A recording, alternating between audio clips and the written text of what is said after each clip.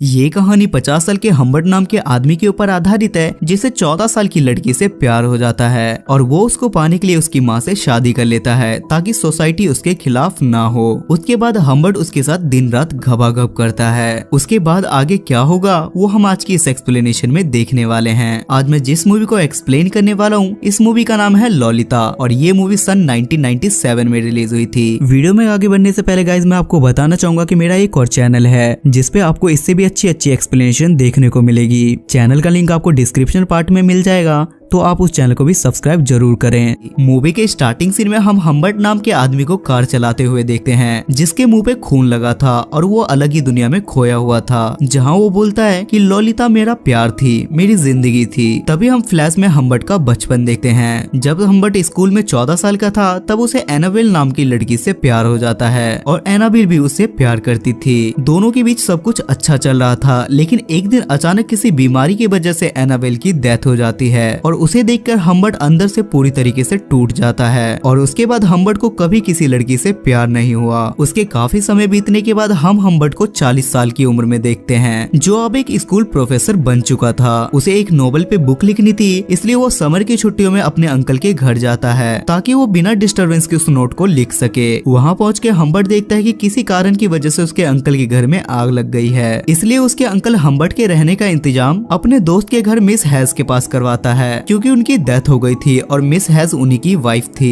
Has को Humbert पहली नजर में बहुत ज्यादा अच्छा लगता है और वो हम्बर्ट को उसका कमरा दिखाती है, लेकिन हम्बर्ट को वो कमरा पसंद नहीं आता क्योंकि वो कमरा बहुत ही छोटा और काफी गंदा था। लेकिन मिस हैज उसे गार्डन में ले जाती है जहाँ हम्बर्ट उसकी बेटी लॉलिता को देखता है, जिसे देखकर हम्बर्ट की धड़कन थम जाती है क्योंकि लॉलिता हूबहू एनाबेल की तरह थी, जिसे देखकर हम्बर्ट को दुनिया की सारी खुशी मिल जाती है और वो घर पसंद न आने के बाद भी हम्बर्ट वहाँ रहने का प्लान बना लेता है। उसके बाद हम्बर्ट हर वक्त बस लॉलिता को देखता रहता था, लेकिन लॉलिता भी काफी ज्यादा समझदार थी और वो हम्बर्ट के पास आके खड़ी हो जाती है, जिस पर हम्बर्ट उससे पूछता है कि क्या हुआ, लेकिन लॉलिता उसे बिना कुछ जवाब दिए किचन में जाके आइसक्रीम खाने लगती है। अगली सुबह लॉलिता फिर से हम्बर्ट के पास जाके उससे पूछती है कि क्या तुम्हें नींद नहीं आती, जिस पर हम्बर्ट उसे बोलता है कि मैं सोने की कोशिश करता हूँ लेकिन मुझे नींद नहीं आती। उसके बाद लॉलिता उसके गोद में जाके बैठ जाती है। लॉलिता इतनी ज्यादा समझदार थी कि उसने पहली नजर में हम्बर्ट को देख के पता लगा लिया था कि हम्बर्ट उसे पसंद करता है और वो हम्बर्ट से मजे लेने लगती है। इधर लॉलिता की मॉम हम्बर्ट के साथ अपने प्यार के सपने सजा रही थी और अगले दिन मिस हैज हम्बर्ट को अपने साथ लेक पर लेके जाती है और वो हम्बर्ट से बोलती है कि मैं लॉलिता को समर कैंप के लिए भेज रही हूँ और उसके बाद वो वहीं से बोर्डिंग स्कूल चली जाएगी, जिसे सुनने के बाद हम्बर्ट के पैरों तले जमीन के साथ चप्पल भी खिसक जाती है। लॉलिता भी बोर्डिंग स्कूल नहीं जाना चाहती थी, लेकिन उसकी माँ उसकी बात नहीं मानती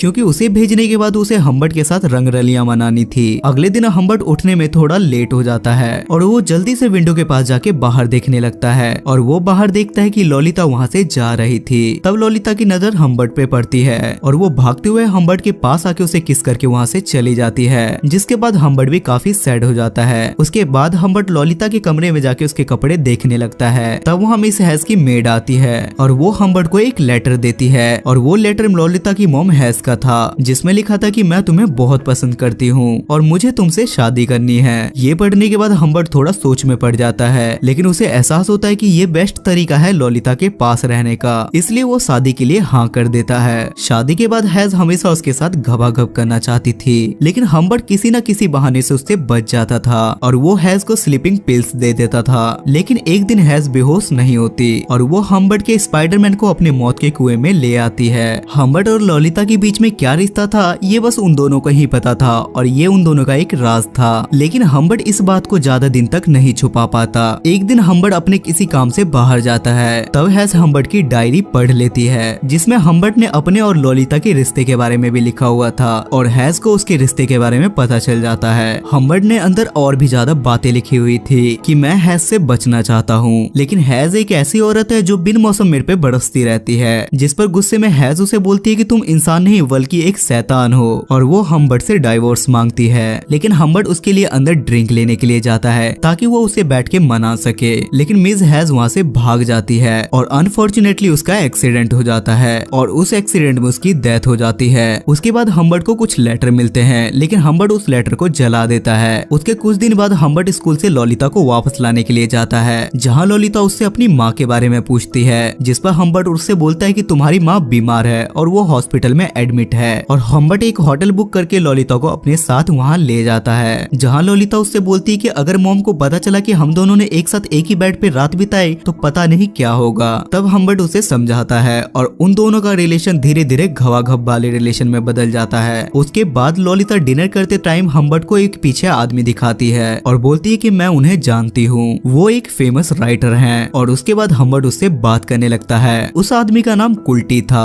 और उसका नेचर हम्बर्ट को बिल्कुल भी पसंद नहीं आता। अगले दिन लॉलिता हम्बर्ट से बोलती है कि मुझे अपनी मॉम से बात करनी है, जिस पर हम्बर्ट उसे सच बता देता है और बोलता है कि तुम्हारी मॉम की एक्सीडेंट में डेथ हो गई है। जिसके बाद लॉलिता काफी रोती है और उसके बाद दोनों अपना मन हल्का करने के लिए बाहर ट्रिप पे जाते हैं। वहाँ हम्बर्ट जॉब करने लगता है और वो लॉलिता को भी स्कूल ज्वाइन करवा देता है। एक दिन लॉलिता उसे डांस क्लास ज्वाइन करने के लिए पूछती है, जिस पर हम्बर्ट उसे साफ मना कर देता है, क्योंकि उसे लगता है कि अगर डांस क्लास के बहाने लॉलिता किसी लड़के से मिली तो लॉलिता और मेरे बीच प्यार कम ना हो जाए और लॉलिता मुझे छोड़ ना दे। पर लॉलिता किसी तरीके से उसे मना लेती है। उसके अगले दिन हम्बर्ट को लॉलिता के वायलिन टीचर का कॉल आता है और वो हम्बर्ट से बोलती है कि लॉलिता 2 दिन से क्लास पे नहीं आई है, जिससे हम्बर्ट को लॉलिता पे शक हो जाता है और वो उसके आने के बाद उसके दोस्तों को उसके सामने कॉल करता है और वो लॉलिता के घर वापस आने के बाद उसके सामने उसके दोस्तों को कॉल करके उससे पूछने लगता है कि क्या कल लॉलिता तुम्हारे साथ थी, जिस पर गुस्सा होकर लॉलिता वहाँ से जाने लगती है और हम्बर्ट भी उसका पीछा करता है। लेकिन लॉलिता उसे एक बार में मिलती है और हम्बर्ट उसे मना लेता है और उसके बाद वो लॉलिता को एक ट्रिप पे लेके जाता है, जहाँ हम्बर्ट को लगता है कि कोई उसकी गाड़ी का पीछा कर रहा है और वो लॉलिता को उस गाड़ी का नंबर नोट करने के लिए बोलता है और उसके बाद वो दोनों एक होटल में रुकते हैं। तब हम्बर्ट लॉलिता से बोलता है कि मैं किसी काम से बाहर जा रहा हूँ और तुम यहाँ से बाहर मत जाना। उसके थोड़ी ही देर बाद हम्बर्ट वहाँ से वापस आता है और वो लॉलिता के पैर में कीचड़ और उसका लिपस्टिक फैला हुआ देखता है, जिसे देखकर हम्बर्ट समझ जाता है कि लॉलिता ने उस कार वाले आदमी के साथ घबाघब किया और लॉलिता को उसके साथ चक्कर चल रहा है, इसलिए वो भी लॉलिता के साथ जबरदस्ती घबाघब करता है। और वो लॉलिता से पूछता है कि वो आदमी कौन था, लेकिन लॉलिता उसे कुछ नहीं बताती। उसके बाद लॉलिता की तबीयत खराब हो जाती है और उसके कारण उसे हॉस्पिटल में एडमिट करवाना पड़ता है। वो रात का समय था और डॉक्टर हम्बर्ट को अपने घर जाने के लिए बोलते हैं। उसके बाद मॉर्निंग में हम्बर्ट लॉलिता की तबीयत के बारे में हॉस्पिटल में कॉल करके पूछता है, जहाँ वहाँ की नर्स बोलती है कि लॉलिता को उसके अंकल यहाँ से डिस्चार्ज करवा के ले गए। जिसके बाद हम्बर्ट उसे पागलों की तरह ढूंढने लगता है, लेकिन काफी कोशिश करने के बाद भी लॉलिता उसे कहीं नहीं मिलती। जिसके बाद हम्बर्ट बिल्कुल अकेला हो गया था। उसकी लाइफ में इतने दिनों के बाद एक छोटी सी खुशी आई थी, वो भी उससे छीन ली गई। उसके बाद हम 3 साल के बाद का सीन देखते हैं, जहाँ हम्बर्ट को लॉलिता का एक लेटर मिलता है जिसमें लिखा था कि मैंने शादी कर ली है और मेरे पेट में एक छोटा स्पाइडरमैन है और अभी मेरी फाइनेंशियल कंडीशन ठीक नहीं है और इसलिए मुझे पैसों की जरूरत है। उसके बाद हम्बर्ट एक गन और पौवा पी के लॉलिता के पास जाता है, जहाँ लॉलिता उसे बताती है कि वो कुल्टी था जिसके साथ मैंने भाग के शादी की, क्योंकि मैं उसे बहुत पहले से पसंद करती थी और हम दोनों के बीच में अक्सर लड़ाई हुआ करती थी, इसलिए मैं किसी और के साथ हूँ। हम्बर्ट अभी भी लॉलिता को मनाने की कोशिश करता है, लेकिन लॉलिता उसे साफ बोलती है कि मैं उस दिन भी तुम्हें प्यार नहीं करती थी, मैं बस तुम्हारे साथ थी और तुम मेरे साथ घबाघब करते थे।